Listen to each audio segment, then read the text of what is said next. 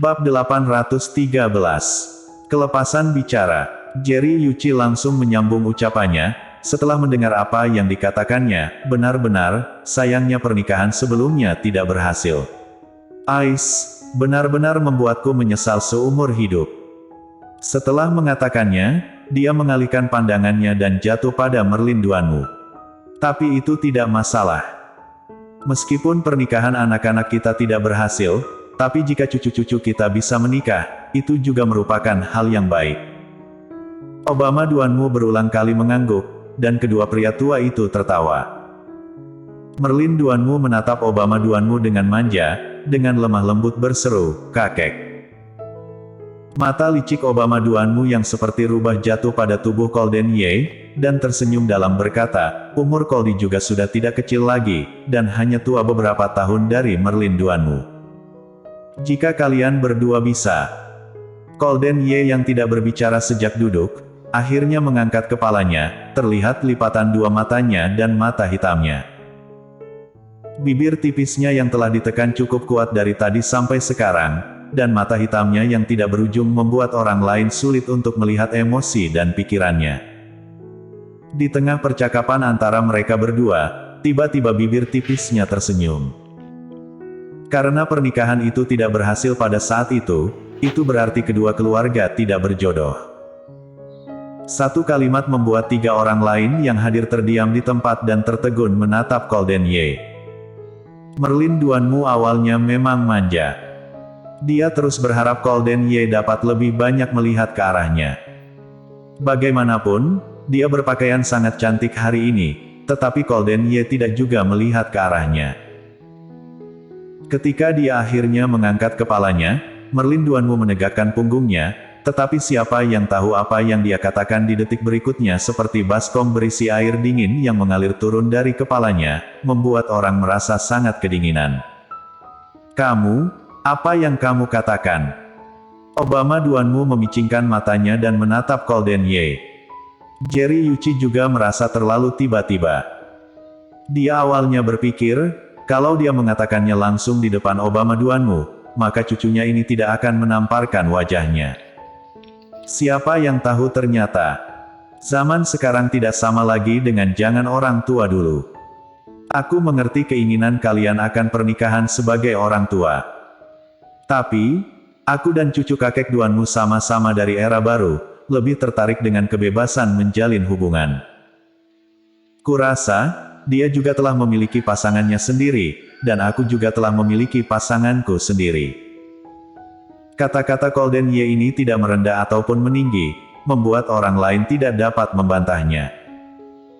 Merlin Duanmu langsung berdiri dari kursinya, menatap Golden Ye dengan mata terbelalak, "Kak Goldie, kamu." Obama Duanmu memicingkan matanya, dan menatapnya dengan tidak senang, "Apakah kamu tidak menyukai cucuku?" Tidak, bagaimana bisa seperti itu?"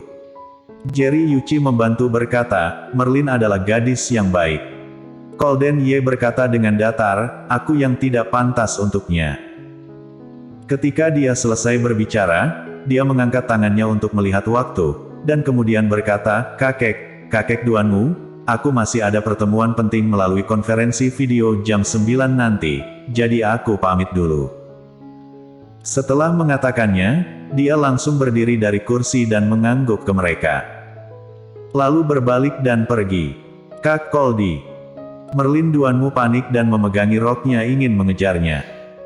Tapi, dia malah dihentikan oleh Obama Duanmu saat dia melewatinya. "Hentikan. Berhenti. Bocah tengik ini." Pada saat yang sama, Jerry Yuichi juga berdiri dan berteriak pada punggung Golden Ye. Golden Ye berhenti sejenak, lalu mengingatkan, "Kakek, pertemuan ini sangat penting." Jerry Yuichi sangat marah padanya, "Apa yang penting atau tidak penting? Tidak peduli seberapa penting itu, apakah sepenting pernikahanmu? Apakah sepenting kakekmu? Apakah kamu tidak tahu kita sedang makan? Apakah kamu tidak bisa bersikap sopan? Kakek, aku sudah duduk menemani Anda selama setengah jam. Jika kakek merasa aku bersikap tidak sopan, maka lebih baik aku meninggalkan tempat ini lebih awal." Kamu bocah tengik, cepat kembali kataku. Kalau tidak, dia akan benar-benar marah. Tapi Golden Ye telah pergi tanpa melihat ke belakang. Sikapnya sangat jelas, dia tidak akan menerima pengaturan pernikahan seperti ini, yang berarti dia juga benar-benar tidak tertarik pada Merlin Duanmu. Kak Koldi. Dalam sekejap mata, Golden Ye telah menghilang, dan Merlin Duanmu ingin bergegas mengejar, tetapi terus dihentikan oleh Obama Duanmu. Tidak boleh pergi, anak-anak keluarga Duanmu harus menjaga wibawa. Karena dia tidak menyukaimu, maka lupakan saja pernikahan ini. Kakek. Mata Merlin Duanmu sudah merah, dan menggelengkan kepalanya dengan kuat, aku tidak mau seperti ini. Sifat Kak Koldi hanya dingin saja, asalkan memberinya waktu, dia pasti akan mencintaiku. Jangan menipu dirimu sendiri. Obama Duanmu mendengus dengan dingin, dan melambaikan tangannya, kamu bukannya setiap hari menemuinya saat dia terluka, apakah waktu yang diberikan padamu tidak cukup? Kenapa tidak terlihat dia mencintaimu? Merlin Duanmu terdiam. Tapi sifatnya memang seperti itu, asalkan memberiku sedikit waktu lagi. Kakek. Jangan bicara lagi. Obama Duanmu melepaskan tangannya, dan membuat janggutnya terbang dan melototinya dengan marah, kamu adalah kesayangan aku keluarga Duanmu, hanya bisa kamu yang memilih orang, mana ada yang namanya orang tidak menyukaimu. Tapi kakek. Obama. Jerry Yuchi benar-benar merasa bersalah atas apa yang telah terjadi hari ini. Dia berjalan dengan raut wajah bersalah dan berkata, aku yang tidak mengatakan masalah ini sejak awal. Aku. Baiklah Jerry Yuchi. Kamu tidak perlu lagi mengatakan apa-apa. Aku tidak ingin mendengar. Jerry Yuchi, tapi jika kamu mengatakan satu kalimat lagi, itu merupakan penghinaan bagi cucuku. Aku melihat Merlin tumbuh dewasa, tapi aku malah melihat cucumu menolaknya di depanku. Jika ini sampai menyebar keluar, betapa memalukannya bagi seorang anak gadis. Ya. Ini semua salahku. Bagaimanapun, keduanya adalah teman lama yang sudah lama mengenal. Jerry Yuchi hanya bisa mengangguk dan meminta maaf, begini, aku minta maaf untuk Koldi mengenai masalah ini. Aku akan mengomelinya nanti, dan mengenai masalah pertunangan. Kurasa lupakan sajalah, kecuali jika dia sendiri yang melamar. Kalau tidak, Obama Duanmu mendengus dengan dingin, Merlin kami sangat baik, banyak orang yang antri ingin bersamanya, dan tidak perlu sampai tidak disukai di sini. Jerry Yuchi. Dan sisi lainnya.